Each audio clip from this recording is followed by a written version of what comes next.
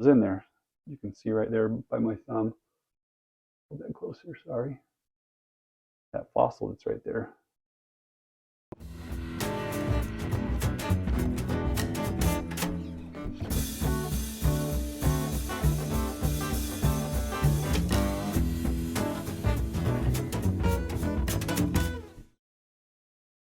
Hello YouTube gardening fans. Today I have got a video that I'm going to make about terrarium building.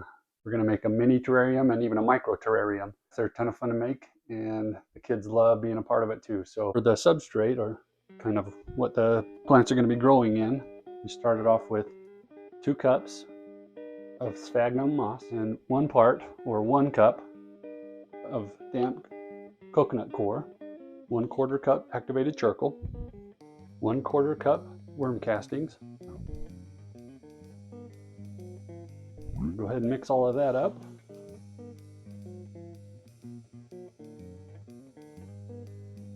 So as it turns out, I realized that once I turned the camera off for something that I needed a lot more substrate than I had. So I did triple what I just showed you guys. But now it's time to move forward with building the terrarium. I've got this 2-gallon glass jar. First thing you need to do, I got a bunch of pea gravel. I actually purchased it from the store because all of our gravel here is covered in solid ice. So I'm going to first start. I don't want to really drop it in like I just did because I want to make sure it doesn't break the glass. So we need about a 1/2 inch to 3/4 of an inch is what I would say. It might be too much. Oh, that's all right. This is used as kind of a drainage layer. And then I like to add pieces of charcoal. I just picked these up out of my outdoor fire bowl last summer. And I have a bunch of them that I save for things like this. I'm gonna put those in there. These are good at absorbing bad odors and kind of good at keeping the entire terrarium clean. They have an amazing capacity to absorb and adsorb technically. If you look at these under a microscope, they are like a bunch of little straws. Those straws are good for absorbing things. They use a capillary effect, or they are good at absorbing bacteria and having a home for the bacteria. There is a video I'm going to do on biochar soon, and I will show and teach a little bit more about that, but it's really cool stuff. Before I started recording, I cut this. This is window screen I found at a local big box store for just like $6 or $7 for a big roll, so I can use it for a long time, many different projects. But I cut it just a little bit bigger than the sides of the terrarium because I personally like it to fold up on the sides inside there a little bit. That helps just keep it from letting any of this substrate leak down through and clogging up the drainage layer. Now I'm going to fill a bunch of this substrate that we made and put it in here.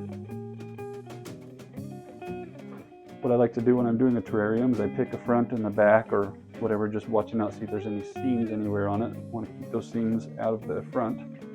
And I don't see one on this at all. So I'm going to choose the back that, from my perspective, as the back, and I'm going to start building the soil up toward the back to give it a little bit of depth. It makes it really kind of pop out and stand out. Makes it look more three-dimensional. I'm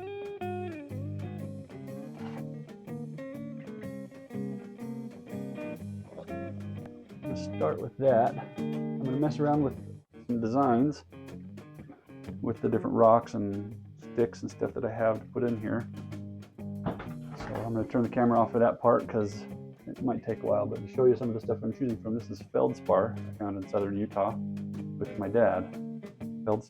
Feldspar is often used in electronics. It's apparently got a good heat conductivity. So here's a bunch of different stuff. So I have one plant that I'm putting in here that's called oak leaf climbing vine. That's not the scientific name, that's a common name, obviously. I want something big in there for it to be able to climb up because it's a climber and a spreader. This is kind of neat. My dad in southern Utah also found this trilobite, and he has since passed away, and I inherited his rock collection, and this was in there. You can see right there by my thumb. Get that closer, sorry. That fossil is right there. Anyway, if you want more information on trilobites or where to hunt them and find them legally, you can check that out here in Utah. I have other different geodes that we've found. This one I actually found in my yard with my daughter. Nice and sparkly. Here's one that was purchased. You can tell because it was cut in half and polished a little bit. Also from my dad's collection. My yard. Shout out to my kids here that my son found this one. It's really kind of fun. Also from my yard. Unique rock. I have no idea why it would be textured like that, but it's kind of cool. And finally, some cork bark. This actually came to me in a gift when my dad passed away. And somebody gave me an orchid. It had some cork bark in there as part of the structure and layout for that. This is kind of a shout out to my family. This is a somewhat sentimental terrarium I'm building using some rocks from my dad and some rocks that my kids have found. This is off of a tree from my dad's yard and just kind of having some fun with that. Not a sad thing. It's just something I want to do to kind of celebrate his life. He taught me so much. He's the one that really got me into gardening in the first place. So yeah, this is fun. I hope to pass the same love for gardening on to my kids. I decided on something that I like. Turn it here to show you. I wanted to kind of showcase this trilobite a little bit. It's so cool. I think I actually propped it up a little bit more than I had it. Yeah, I like that. So, that's the fun part, I think. Building the structure, and then my favorite part, I would say, is the planting, which I'm going to do now. I have a handful of plants that I took from one of my other terrariums that was getting overgrown, and bought a few plants from a local shop called Liquid Dirt. I went in there recently, and for the first time, and my mind was kind of blown. It was really great to go see all they had. So one of the ones I'm excited about, I purchased this from that Liquid Dirt shop, and it's got some color on it. I have done so many terrariums that have no color on them at all. So I have these long pair of tweezers I'm going to use to kind of dig a little hole and a place for all these roots to go. I want this one to go right here near the bottom so it can grow up, and the canopy part can grow up and really add a lot to the terrariums. I have this moss. I have no idea what it's called. Found it underneath some plants in my yard, on the shady part of my yard, so it's natural here. It's pretty cool. So I'm gonna put that. It doesn't grow too big.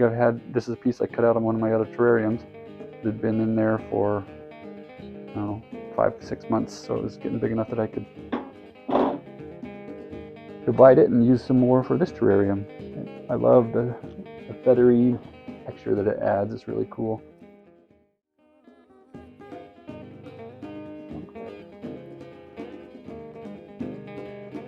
So it's a little bit cluttered as far as the structures, but I'm okay with that simply because it's stuff that I'm wanting to, kind of memorialize my dad with a little bit and celebrate him. So everything in here except for these plants are something from my dad's house, and then the one rock right here I liked from my kids finding it in our yard. Next thing I want to do is a fern. Actually, I'm going to do the climbing oak leaf. I want to kind of plant it right here at the base of this so it can climb up that tree, hopefully, or that branch, hopefully. As it grows up a little bit, I'll try to train it to go up that branch. I'm going to put this fern, a fun little fern. I need to throw in some more substrate in here to get this stabilized. Something to grow into.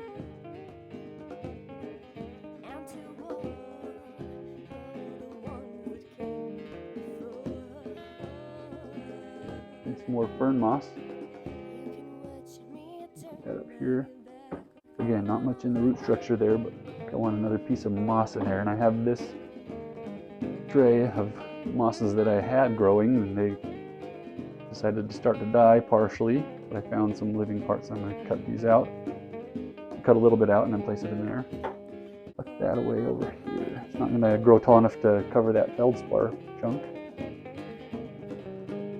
But I like mosses the most. They're my favorite to have inside of a terrarium. I think we're done. I like the look of it. You got to remember as you're laying things out and putting things in there, it will, everything will grow and fill in. So try to design it so where you can still see some of the stuff you want to see. Won't get completely covered. And then you have to do some maintenance every once in a while. You're going to have to trim things back as they overgrow. And there's a few other steps I need to do. Now that I've got everything in place, I like to give it a spray down. That's going to be the initial drink for all these plants. The bedding that I put in there, the substrate, was also a little bit moist. But you got to be real careful with terrariums. You do not want to overwater them at all. It'll just make things rot and die and nothing will live healthy. But they do need some water. So what's going to happen, I just did that spray. I want to use this more directed stream of water to settle in the substrate around what roots they do have, get things anchored in, and then I'm going to leave it closed for 24 hours. After 24 hours, we're going to take a look at it, see if there's any moisture on the walls, any condensation, things like that. That should happen. It's called the terrarium rain cycle, similar to the rain cycle we learn about in elementary school here. It's just the evaporation. You'll see more condensation of stuff in the morning typically, and then you'll see it drip down the walls, and as the day goes on, it'll be less condensation on the walls of the terrarium. So it's got to have enough moisture for the plants to live and to kind of have that cycle going. But again, you want to err on the side of dry. It'd be better to be a little more dry than it would be a little too wet. So with having said that, I'm going to just give these a little bit of a drink. Again, settling in the substrate around the roots of these plants. The final step to doing the terrarium is springtails. If you're not familiar with springtails, they're a little insect that you find most commonly under leaf litter. If you have some rotting leaf litter, they eat decomposing matter and they make fertilizer by pooping. So that little bit of nutrients, it's part of the cycle in here as well. Bump these off. When they get agitated, they jump. That's why they're called springtails. They have these little tails that they use to propel themselves. So I'm going to hammer off or bang off a bunch of these into here. I would hope to get probably a dozen, maybe 2 dozen in there. This is a little farm of springtails that I made. Got some moss in it and some charcoal in it. They eat the moss as it's rotting, and then you also see these little pieces of rice. They mold fairly quickly, and when they mold, the springtails feed on that. Cool little closed system as well. Springtails are all stuff I found. I have a pile of leaf litter that I'm making in my backyard behind the fence, and it's where I found them. But I wanted a little bit of genetic diversity, so this only came with 25 to 30, and then I mixed in some of the springtails from my yard, and clearly they have done a good job at multiplying. So that's awesome to see. One thing I'm going to do off camera, because it's a little cumbersome and not fun to watch, I'm going to get some weather stripping and put it around here, or maybe some foam tape or something. This is not a airtight lid, and I want airtight so the moisture in there doesn't evaporate out. Then the maintenance for these, again, I already talked about needing to trim things as they grow and get big. I'm gonna maybe water it tomorrow. I like to open them every week or so to get some fresh air in there, but you don't have to, because the different plants are providing the oxygen that the springtails need and the oxygen that the other bacteria and things in the terrarium need to make it healthy. So I'm gonna wipe down the sides occasionally, because you'll see condensation build up so much that you can't see what's in there, and what's the point if you can't see the beauty of it. Other than that, I will probably, once I get the water and the moisture inside there settled in, I'm gonna probably not have to water it for close to a year. So it's a pretty cool system, a pretty fun thing to do. All right, so there's a few things I forgot to say. One is that to put the terrariums in direct sun would be a bad idea, because it would act like a mini greenhouse and you just cook things. What you need to do is put it in a bright window that doesn't get direct sun, or get a single plant grow light, kind of like that looks like a donut, and they can be adjusted.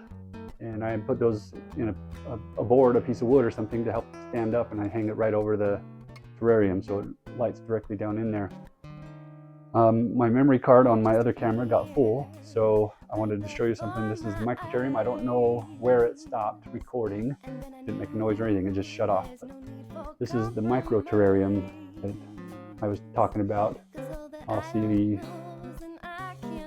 have to see what video the other camera caught, if any. And so I did explain, you put the substrate a little bit more wet and you put it here and squish it down against the side. Put a little on the bottom so you have something to plant a plant into. And then I put a stick in there, a kind of a swirly, spirally stick.